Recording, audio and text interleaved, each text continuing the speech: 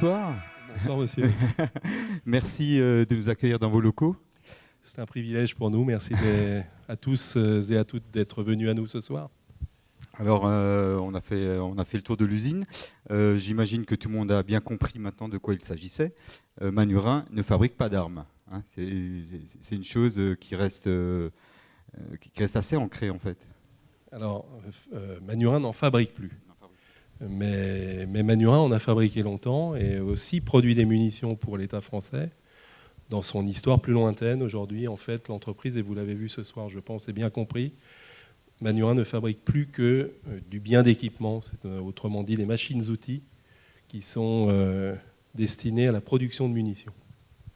Alors, on s'était déjà rencontrés il y a 4 ans à peu près, en 2011, il me semble. Vous veniez à 2 ans près de reprendre l'entreprise, enfin de faire votre apparition dans l'entreprise. À l'époque, c'était une toute autre situation. Je me souviens que vous aviez dit que vous en aviez pour 2-3 ans de travail avec les carnets de commandes remplis pour 2-3 ans. Est-ce que vous pouvez nous faire un parallèle entre la situation d'il y a 4 ans et la situation d'aujourd'hui ?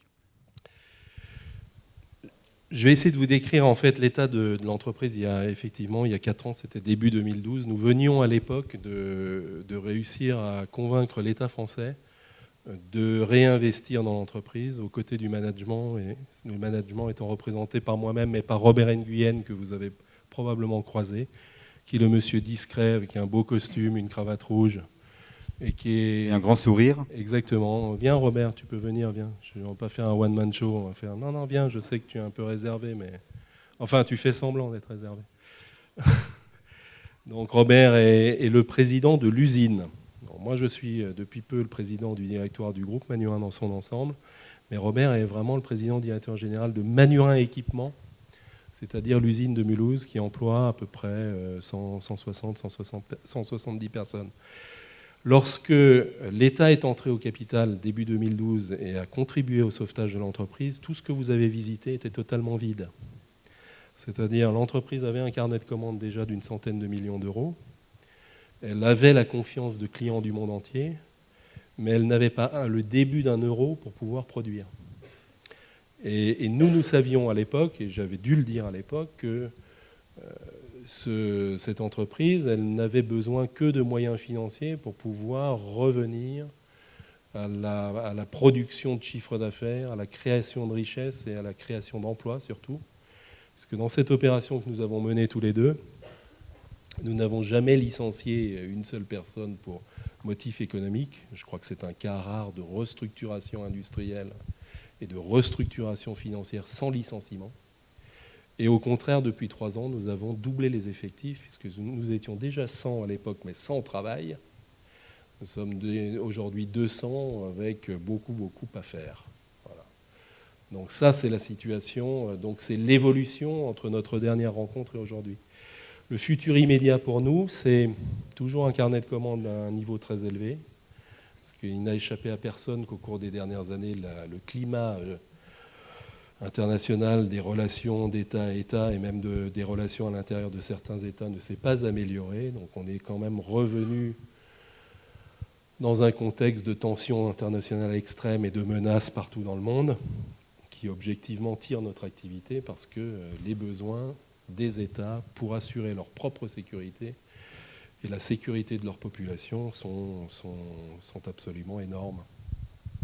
Alors quand vous arrivez dans le groupe, vous n'êtes pas du Sérail, hein, vous êtes un ancien avocat, voilà, semble-t-il.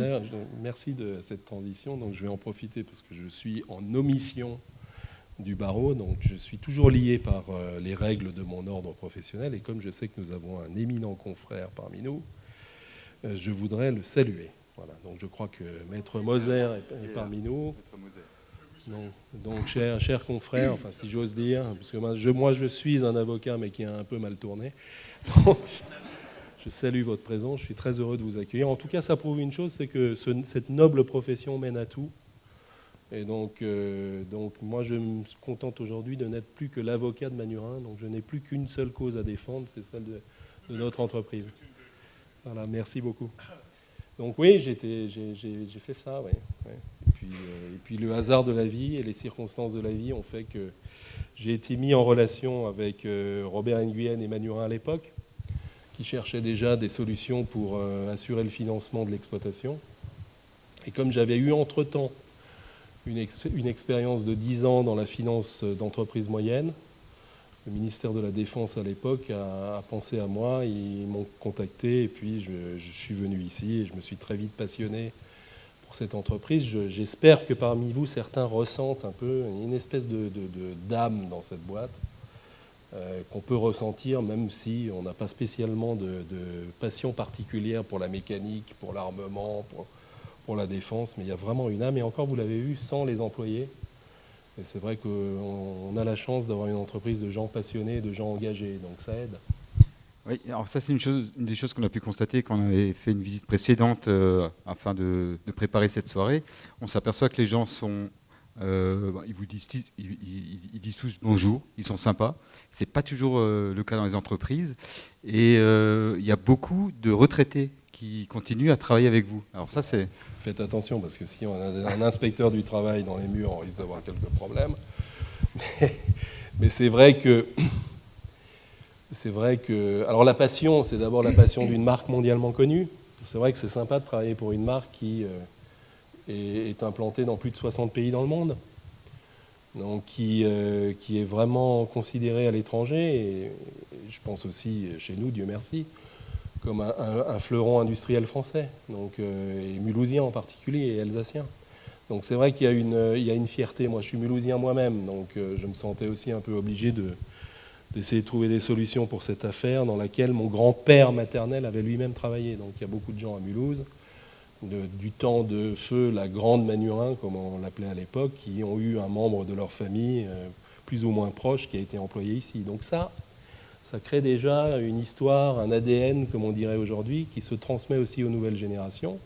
Mais il ne se transmet pas toujours spontanément. C'est vrai que les anciens, nos glorieux anciens, ceux qui sont allés au stand de tir, les 6 privilégiés qui ont pu faire une séance de tir et qui nous donneront tout à l'heure leurs résultats pour qu'on puisse les évaluer.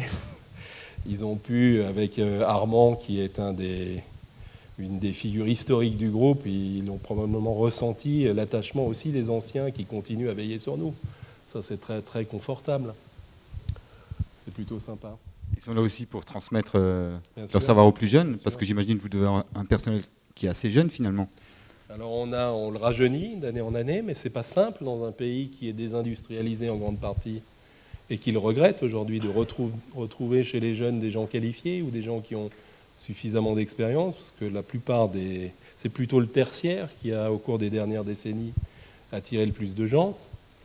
C'est un peu dommage, mais on en retrouve, oui. Et comme vous l'avez vu de vos propres yeux, on est une industrie, mais je préfère dire qu'on est aussi et surtout un artisanat industriel. C'est-à-dire qu'il y a la conception industrielle, il y a une grande partie du montage, de l'assemblage des machines qui est vraiment stéréotypé, si j'ose dire, mais enfin, il y a toute la mise au point et le réglage, et là, il reste le tour de main qu'on peut retrouver dans d'autres industries, notamment l'horlogerie et dans tout ce qui est mécanique de très haute précision de manière générale. Donc là, il n'y a que l'expérience. Et on ne peut pas le robotiser ou le mécaniser. Pardon. Ah oui, je vous en prie. Qu'est-ce qui fait la différence entre une machine Manurin et puis les machines que fabriquent vos concurrents? Parce que j'imagine la concurrence ne doit pas manquer. Robert, la différence entre nous et les concurrents. Bon. Alors on va dire autre chose. Si on est les meilleurs et on propose des solutions au meilleur prix, c'est ça? C'est ça c'est ça ce que tu dis toute la journée? Tu es tellement occupé, hein? Ça, c'est quand même simple. Non, J'ai précisé ma question peut-être. Est-ce que Manurin fait des bonnes machines qui au résultat, sont fiables, ne tombent pas en panne, permet de faire des bonnes munitions qui sont après meilleures que les concurrents? Faites les questions et les réponses. Vous. Je sais pas. Si, ben voilà. Ah bon, voilà. Non, il y a... Alors développez. Non, on ne développe pas. Vous avez dit l'essentiel. D'abord, la boîte, elle a été créée en 1919. Et donc, elle a maintenant près d'un siècle. Merci beaucoup. elle a près d'un siècle d'expérience accumulée sur le même métier. Elle en a eu d'autres, des métiers, mais enfin, l'origine du groupe, c'est déjà la machine spéciale, et ça a été très vite, historiquement, des machines dédiées à ce type d'activité munitionnaire. Donc elle a accumulé un savoir-faire qui s'est transmis, comme vous l'avez dit, de génération en génération. Ça, c'est un avantage concurrentiel. Ensuite, elle s'est spécialisée en proposant, parce que le groupe a été lui-même munitionnaire lui-même, c'est-à-dire producteur de munitions. Il a développé ensuite un savoir-faire qui permet de développer toute une gamme de machines qui permet à un client de s'équiper de A à Z avec une seule solution, la nôtre. Ça, je crois qu'il y a très peu de concurrents qui sont capables de l'offrir. Ils essayent, mais nous, on a 20-25 lignes complètes installées dans le monde. 21 lignes dans le monde en 15 ans, c'est ça, à peu près. Donc ça, ce savoir-faire, honnêtement, on a des concurrents en Allemagne, des concurrents en Belgique, des concurrents en République tchèque qui sont tout à fait estimables et qui font d'excellents produits, mais aucun n'est arrivé à fournir une solution clé en main, en fait. C'est le petit film qu'on va peut-être voir tout à l'heure qui fera la synthèse de la visite, le montre très bien. Donc ça, c'est la spécificité et le caractère unique de cette entreprise mulhousienne. Le deuxième, c'est qu'effectivement, on est très compétitif en prix, même si on essaie quand même de gagner notre vie. C'est pas, Robert? Rassure-moi, on fait encore un peu de marge ou... D'accord, donc on est compétitif, ce qui veut dire meilleur rapport qualité-prix. Et dans qualité, il y a ce que vous venez de dire, c'est-à-dire fiabilité. Ce sont des matériels qui sont faits pour fonctionner 8 heures, je sais pas, en 2-8 ou même en 3, pratiquement tous les jours de l'année. Donc c'est presque 365 sur 365. Imaginez que ça dure 20 ans, vous imaginez le nombre de pièces. PD 250, c'est 250 pièces minutes, c'est ça? Donc ça vous laisse un peu imaginer la quantité de produits qui sortent de ces matériels-là par an. Donc fiabilité, qualité. Qualité parce que le produit doit être fiable, le produit fini. C'est-à-dire que quand vous tirez avec un fusil d'assaut, une arme de poing ou que la munition dont on parle est embarquée sur un avion de combat ou un hélicoptère de combat, il faut le meilleur indice de fiabilité, parce que fiabilité rime en l'occurrence avec sécurité pour le personnel.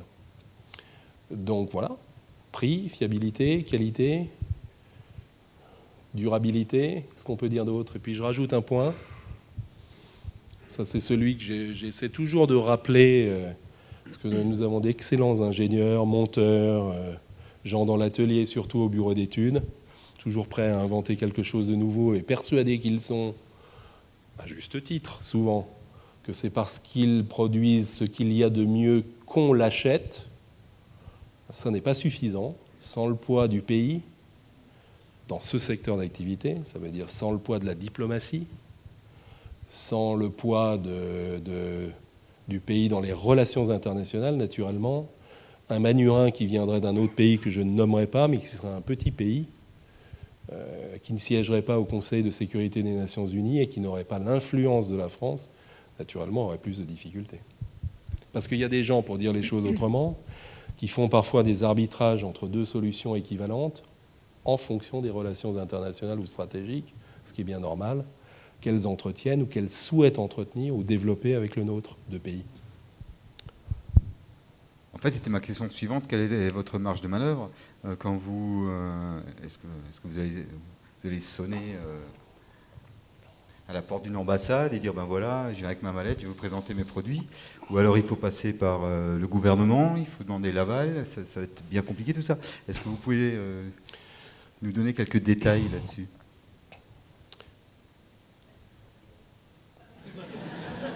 La grande muette, c'est l'armée. Hein. Non, c'est pas ça. Non, pas de secret d'État. De quelle manière voilà, vous ne pouvez pas exporter ce matériel qui est considéré comme un matériel de défense et sensible sans être autorisé par les pouvoirs publics.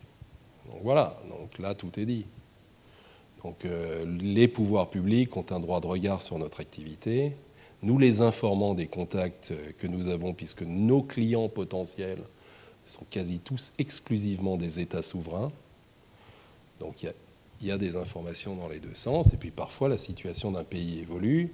Je ne citerai pas là non plus le nom d'un client récent, mais au moment de notre entrée en relation, le ministère des Affaires étrangères était plutôt réservé sur une autorisation qui nous serait délivrée. Et puis avec le temps, les relations diplomatiques se sont améliorées, ce qui nous a permis d'exporter du matériel. Nous et d'autres industriels français, d'ailleurs, on n'est pas seuls. Donc, c'est en fonction de la géopolitique. Donc non, on a des salons, on a aussi des salons professionnels, comme tous les professionnels du monde, donc on rencontre des pays. Il y a très clairement des gens qui aimeraient nous acheter nos matériels et auxquels on n'a absolument aucune chance de vendre quoi que ce soit, et peut-être même pas envie. Ça peut arriver aussi, hein. On peut faire un business et avoir quelques convictions, mais on ne serait de toute façon pas autorisé dans certains cas. Donc là, vous pouvez imaginer de quel pays on parle. C'est assez libre dans les pays qui sont membres de l'Alliance Atlantique. Là, je crois qu'on n'a même pas d'autorisation à demander. On a besoin d'une autorisation aussi pour vendre aux États-Unis, pour vendre... D'accord, donc même ça, c'est réglementé. Donc voilà. Donc la Corée du Nord, on n'appelle pas, nous. Ils ne nous ont pas récemment appelés non plus. Non. Mais quoi qu'il advienne, bon, ça, on leur répondra poliment qu'on est occupé. Oui, d'accord. Ça, c'est un cas extrême, la Corée du Nord, on comprend bien. Mais vous vendez dans le Moyen-Orient? Est-ce que vous vendez au Moyen-Orient? Oui, bien sûr. Ouais. Voilà. Ouais. Vous avez eu un gros contrat avec Oman, ouais. C'est ça? Et alors, la question qu'on peut se poser, c'est qu'est-ce que peut bien faire Oman de machines pour fabriquer des munitions? Ah, ça, c'est pas à moi. Ça, il faut que vous appeliez le sultan, vous lui posez la question. Moi, je ne réponds pas à sa place. Donc, je ne suis pas habilité à m'exprimer sur la politique, la stratégie d'un État souverain. Donc, non, je ne sais pas du tout. Moi, je pense que simplement, s'il commande, c'est qu'il a un besoin. S'il a un besoin, c'est que probablement, il estime que produire soi-même, ça permet d'être plus autonome et plus indépendant par rapport à des gens auprès desquels il pouvait peut-être acheter ce dont il avait besoin. Voilà, c'est tout. Pour le reste, je ne peux pas m'exprimer. Mais les clients viennent parce qu'ils veulent satisfaire un besoin d'autonomie en termes d'approvisionnement de leurs forces armées sur un segment spécifique qui est la munition de petit calibre et puis un peu plus loin même, un peu le moyen calibre que Manurin traite aussi. En matière d'autonomie, si j'ai bien compris, la France ne fabrique pas de munitions? Non, pas de petit calibre. Pas de petit calibre. Alors, le fameux FAMAS vient d'être passé aux oubliettes au profit pas de encore. Il est en cours de renouvellement. Il sera renouvelé prochainement. Et donc, dans ce cas-là, est-ce qu'on n'aurait pas besoin de fabriquer les munitions nous, finalement? Est-ce que c'est pas quelque chose qui est envisagé quelque part un jour? Alors là, je peux répondre. Là, je suis autorisé à répondre parce que le ministre le ministre Jean-Yves Le Drian a pris une position il y a 15 jours, 3 semaines. Il a déclaré en Bretagne, je crois. Il visitait une société qui produit, elle, de la poudre. Donc potentiellement de la poudre qu'on peut mettre dans une cartouche destinée aux activités de défense. Et il s'est étonné lui-même, le ministre de la Défense, que la France ne fabrique plus sur son sol les munitions de petit calibre qui sont utilisées par nos forces, qui, je le rappelle au passage, sont sur 2 théâtres d'opération au sol, au Mali et en Centrafrique. En disant ceci, ouvrez les guillemets, nous allons nous pencher sur ce sujet et cette situation n'est pas normale. Point, fermez les guillemets. D'accord. À un an des élections, c'est peut-être rien dire. Mais là, alors là, pour le coup, vous appelez l'hôtel de Brienne, je vous donne le numéro de téléphone. Je vais avoir beaucoup de numéros, vous allez me donner beaucoup de numéros sensibles auxquels on me répondra. Puisqu'on évoque, par ailleurs... Mais ça reste une question politique, hein, vous l'avez dit vous-même. C'est une question c'est un choix politique. Au plus noble sens du terme. On peut faire des choix, on peut les discuter, mais voilà. La décision a été prise il y a 15-20 ans d'arrêter ça. estimant à l'époque, mais dans un autre contexte de relations internationales qui était plus un contexte post-chute du mur, détente internationale, et on n'était pas confronté aux mêmes menaces et au même type de contexte que nous le sommes tous aujourd'hui, y compris dans les pays occidentaux attaqués sur leur propre sol, comme vous le savez. Donc les choses ont changé. Donc je pense qu'un certain nombre de parlementaires qui sont venus nous rendre visite, Robert et moi, avons été interrogés récemment par la Commission de la Défense et de la Sécurité nationale de l'Assemblée nationale, a répondu objectivement ce que nous pensions comme citoyens de la situation, pas du tout dans une approche on veut absolument que vous le refassiez pour qu'on vous fournisse du matériel, c'est pas du tout le sujet, nous on a assez à faire avec tous les autres pays du monde. Mais c'est vrai que la réflexion, elle avance, le ministre a pris une position, on est effectivement à un an d'une échéance électorale, est-ce qu'il sera lui en situation de mettre en œuvre son projet? On verra, mais peut-être que son successeur le fera. Voilà. Donc, et la position de Manurin, qui est une entreprise citoyenne, dont l'État, je le rappelle, a été actionnaire jusqu'à il y a quelques semaines à hauteur de 43%, et qui, à l'entrée de l'usine, hisse très haut les couleurs du pays tous les matins, la position est très claire. Si le ministère de la Défense, si l'État français a un projet de cette nature, et s'il estime que Manurin serait en mesure de proposer une solution industrielle, naturellement, on postulera dans le cadre d'un appel d'offres qui, j'imagine, sera européen, parce qu'on est tous en Europe. C'est tout ce qu'on peut dire à ce stade. Moi, je n'ai pas d'avis sur est-ce que c'était bien d'arrêter, est-ce qu'il aurait fallu continuer, est-ce qu'on doit reprendre. Ça, non, je ne suis pas suffisamment expert de ces questions. Vous faites votre travail d'industriel. On peut réfléchir aussi. Hein. Oui. On a le droit de réfléchir. Donc non, j'ai mon opinion, mais là en l'occurrence, je la garde pour moi. Juste un petit aparté, les membres du CA, vous me faites signe, je ne sais pas du tout quelle heure il est, à quelle heure on doit, combien de temps il nous reste. Hein, on va peut-être encore prendre 10 minutes, et puis voilà. Parce que je ne sais pas combien de temps dure le film. 3 minutes. 3 minutes, ok. Donc, quelles sont les perspectives pour Manurin? Alors juste un petit rappel sur les chiffres. Dernier chiffre connu, chiffre d'affaires avec 100 personnes quand on s'était vu au Mercure, chez mon ami le directeur du Mercure.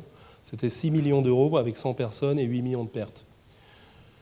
2015, donc 2015 c'est quoi, 4-5 ans plus tard, 60 millions, les derniers chiffres que nous avons publiés, 60 millions de chiffre d'affaires, donc c'est plus ou moins x10. On est revenu à une rentabilité confortable, même si on considère qu'elle est insuffisante, de 3 millions net après impôt, c'est une marge de 5, on pourrait faire mieux, j'espère qu'on fera mieux. Mais on a surtout embauché 100 personnes dans l'intervalle, donc on a doublé les effectifs. Donc ça, c'est l'évolution pour qu'on ait juste un peu aussi en tête l'effort considérable qui a été consenti par l'ensemble du personnel ici, vraiment produire un tel volume sur une période aussi courte. Ça représente, je crois, en 2014, si ma mémoire est bonne, à peu près 80 machines. Donc il y a 80 des machines que vous avez vues qui sont sorties des ateliers en 2014. Ça fait quoi ça? Ça fait une tous les 4 jours, quelque chose comme ça, pratiquement. C'est absolument dingue comme cadence. Donc ça, c'est le rythme qui est le rythme de l'entreprise aujourd'hui. Parce qu'on refera en principe 60 millions cette année. J'espère qu'on fera un peu plus de résultats, mais on verra. Et nous pensons surtout avec Robert, on croise les doigts, signer de nouvelles commandes pour un montant compris entre 50 et 100 millions de nouvelles commandes. C'est dire que après la signature de ces accords, on engrangerait de nouveau 2 à 3 années d'activité. Mais en fait, on pense qu'on a 5 à 10 ans le marché porteur pour au moins 5 à 10 ans. Et puis après, il y a le marché du renouvellement. Parce que là, on installe des unités souvent pour des États qui n'en avaient pas. Mais on sait que de très grands pays, que là encore on ne citera pas, mais très très très grands pays, ont un besoin important de renouvellement de leur matériel qui commence à être un peu obsolète. Donc on pense que là, il y a une phase de conquête. On pourrait très bien avoir une petite phase de renouvellement sympathique d'un demi-milliard d'euros. Robert, ça va ça? Il a l'air au courant, il n'a pas besoin de s'asseoir. De toute façon, il a à peine 50 ans, donc pour lui, Il a encore minimum 10 ans devant lui, c'est bon. Et donc, quand vous vendez des lignes de machines à ces États, derrière, j'imagine, vous vendez aussi un service après-vente, une maintenance, une installation certainement. Ouais. Pas assez parce que le matériel est trop fiable. Ah. Donc du coup, on n'a pas à intervenir, ou très peu. Mais si, ouais, on le fait bien sûr. Ouais. Ouais. Donc ça allonge le temps du contrat ou Non, il y a une période qui est directement liée au contrat. Donc livraison, il faut qu'on arrête, vous ennuyez. Je me mets à votre place, je comprends. Le contrat, quand on livre une ligne complète ou une usine complète, comme on en installe une au Sultanat d'Oman, naturellement derrière, il y a déjà des gens, des Omanais qui viennent à intervalles réguliers, une fois par semestre, en formation sur le matériel avant même qu'il soit expédié. Ensuite, il y a l'installation, la mise en œuvre du site, et puis il y a probablement une année ou une année, et c'est 3 ans derrière. Donc on continue d'accompagner le client et ses équipes pendant 3 ans.